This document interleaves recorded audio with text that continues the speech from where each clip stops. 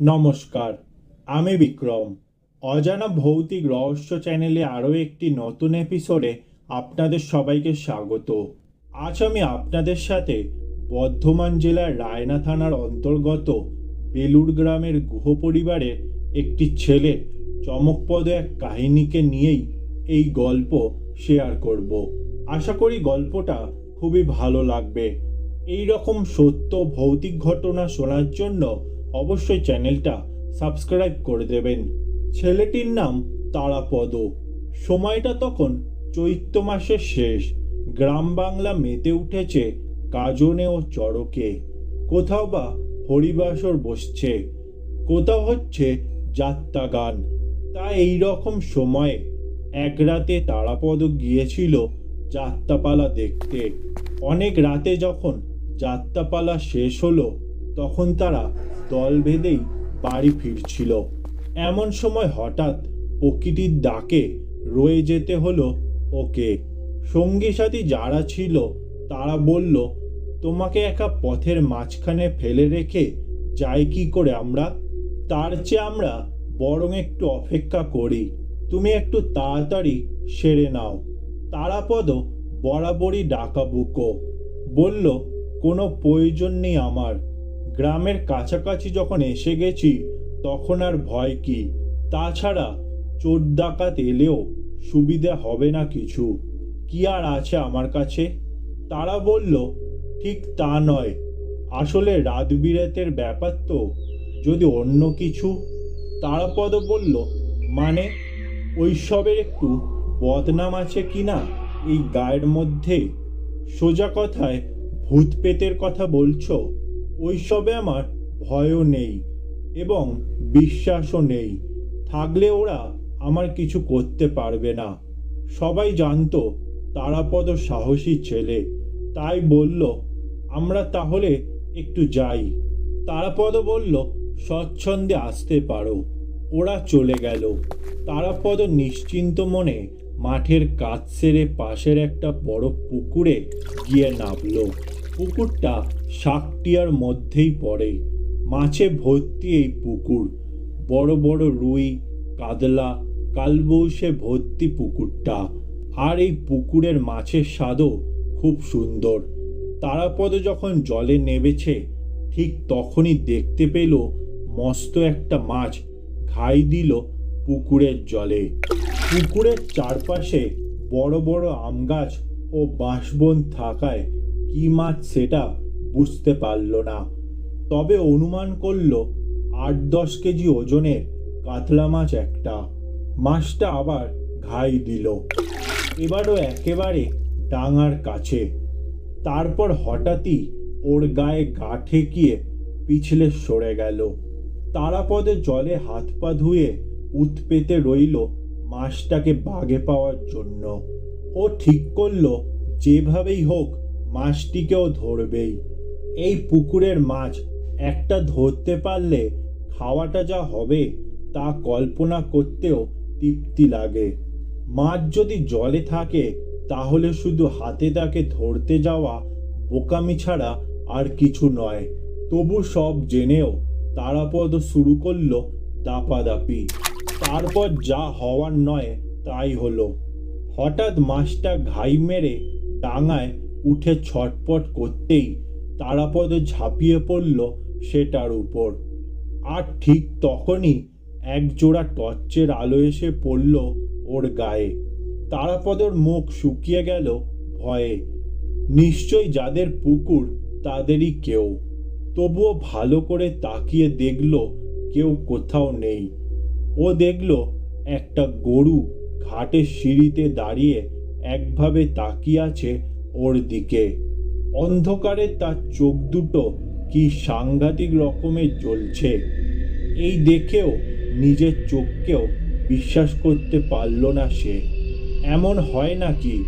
রাতের বেলা চতুষ্পদ জন্তুদের চোখ জ্বলে ঠিকই, কিন্তু এইভাবে? যাই হোক, তারাপদ মাছটাকে নিয়ে যখন কোনো রকমে সেই ঘাটের সিঁড়ি দিয়ে উঠতে পারল না তখন বাধ্য হয়েই আঘাটায় উঠে গেল। এবারে আরো ভয়ঙ্কর দৃশ্য। ও দেখল একটা কুকুর অগ্নিদৃষ্টিতে ওর দিকে তাকিয়ে এগিয়ে আসছে এক পা করে। আর কুকুরের চোখ দুটো দিয়ে নানান রঙের আলো বেরিয়ে এসে অন্ধকারের রঙের খেলা খেলে হারিয়ে যাচ্ছে। তারাপদর বুক কেঁপে উঠল এবার। সে যত এগিয়ে আসে কুকুরও এগিয়ে আসে তত। ভাবলো এই ডাঙায় উঠলেই একবার ছিঁড়ে ফেলবে একেবারে। তারাপদ তবুও দমবার পাত্র নয়। সে আবার অন্য দিক দিয়ে উঠবার চেষ্টা করল। কিন্তু কি জ্বালা, এখানে একটা কালো বিড়াল, তারও চোখের অবস্থা একই রকম। তবুও মাছটাকে বুকে নিয়ে উঠতে গেল বাঁশবনের দিকে। এখানে আবার অন্য দৃশ্য। একটা শেয়াল হুক্কা হুয়া করে ডেকে ওঠে। আকাশের দিকে মুখ করতেই তার মুখ দিয়ে আগুনের হলকা ছুটতে লাগলো। তারাপদ জানে এগুলোকে বলে উল্কামুখী শিয়াল। ও এবার নির্ভয়ে ডাঙায় উঠল। তারপর এক হাতে মাছটাকে বুকের মধ্যে আঁকড়ে রেখেই মাটির একটা ঢেলা নিয়ে ছুঁড়ে মারল শিয়ালটাকে। যেই না মারা, শিয়ালটা অমনি হ্যাঁ হ্যাঁ করে মানুষের গলায় হেসে পালিয়ে গেল সেখান থেকে। কিন্তু এই বাঁশবন পার হবে কি করে? ওর কেবলই মনে হতে লাগলো কারা যেন চারদিক থেকে দোল খাচ্ছে সেই বাঁশবাগানের ভিতরে। কেউ যেন ওর কানের পাশ দিয়ে শ শ করে বেরিয়ে যাচ্ছে। এবার দারুণ ভয় পেয়ে গেল তারাপদ। ও বুঝতে পারল যে সে কখনো যা বিশ্বাস করতো না তা বিশ্বাস না করে আর উপায় নেই। সত্যি সত্যি সে আজ এই মুহূর্তে ভূতের পাল্লায় পড়ে গেছে। যখন মনের অবস্থা ঠিক এই রকম, তখনই তারাপদ দেখতে পেল একজন বয়স্ক মানুষ লণ্ঠন হাতে বাঁশবাগানের ভিতর থেকে বেরিয়ে আসছেন। কিন্তু এই রাত বিরেতে বাঁশবনের ভিতরে কেন সে? ওরও কি ভূতের ভয় নেই, অথবা সাপ খেপের? তারাপদ চেঁচিয়ে ডাকলো তাকে। এই যে শুনছেন? মানুষটি কোনো সারা শব্দ না দিয়েই চলতে লাগলেন। কালা নাকি মানুষটা? শুনতে না পান তবু একজন চলমান মানুষ তো। ও দ্রুত পা চালিয়ে ধরে ফেলল তাকে। তারাপদ কাছে গিয়ে বলল, আমি আনগুয়ায় গিয়েছিলাম যাত্রা শুনতে। তারপর হঠাৎ প্রকৃতির ডাকে আটকে গিয়ে ভূতের পাল্লায় পড়ে যাই। আমাকে একটু দয়া করে বাঁশবনটা পার করে দেবেন? মানুষটি হ্যাঁ না কিছু না বলেই একভাবে পথ চলতে লাগলেন। চলছেন তো চলছেনই, বাঁশবন আর শেষ হয় না, পথও ফোরায় না। তারাপদর অবস্থা তখন শোচনীয়। ইতিমধ্যে হঠাৎ সে দেখল তার বুকে যেটা আছে সেটা আসলে মাছের বদলে তার কঙ্কাল। দেখা মাত্রই শিউরে উঠল সে। সঙ্গে সঙ্গে কাঁটাসার মাছকে ছুঁড়ে ফেলে দিল মাটিতে। মাছটা তখন আবার পুনরূপ ফিরে পেয়ে জীবন্ত হয়ে হঠাৎ ঘাই মেরে শূন্যে লাফিয়ে ছিটকে পড়ল পুকুরের জলে। তারাপদ দেখল এতক্ষণ ধরে এত হেঁটেও সে কিন্তু পুকুর পাড়েই আছে। মাছটা জলে পড়তেই চলমান মানুষটিও থমকে দাঁড়িয়ে লণ্ঠনটা আবার তুলে ধরে পুকুরের দিকে তাকিয়ে বললেন, যা বেঁচে গেল ওটা। সেই আলোয় খুব কাছ থেকে লোকটির মুখের দিকে তাকিয়ে এবার শোচনীয় হয়ে উঠল তারাপদর অবস্থা।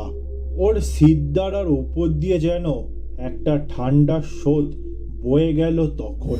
কাঁপা কাঁপা গলায় তারাপদ বলল, এ কি সিধু জেঠু, আপনি? চিনতে পেরেছিস তাহলে? আপনি এখানে কেন? এখানে ছাড়া কোথায় থাকবো বল? এই বাঁশবাগানেই আমাকে সাপে কামড়েছিল। এর পাশেই তো খাল ধারে পোড়ানো হয়েছিল আমাকে। সেই থেকেই এখানে আছি বাবা। তারাপদ তখন প্রাণের দায়ে দিগ্বেদিক জ্ঞানশূন্য হয়ে ছুটতে লাগলো। এই ছিল আজকে সত্য ভৌতিক ঘটনা। গল্পটা ভালো লেগে থাকলে লাইক শেয়ার ও কমেন্ট করে দেবেন। এই রকম সত্য ভৌতিক ঘটনা শোনার জন্য অবশ্যই চ্যানেলটা সাবস্ক্রাইব করে দেবেন।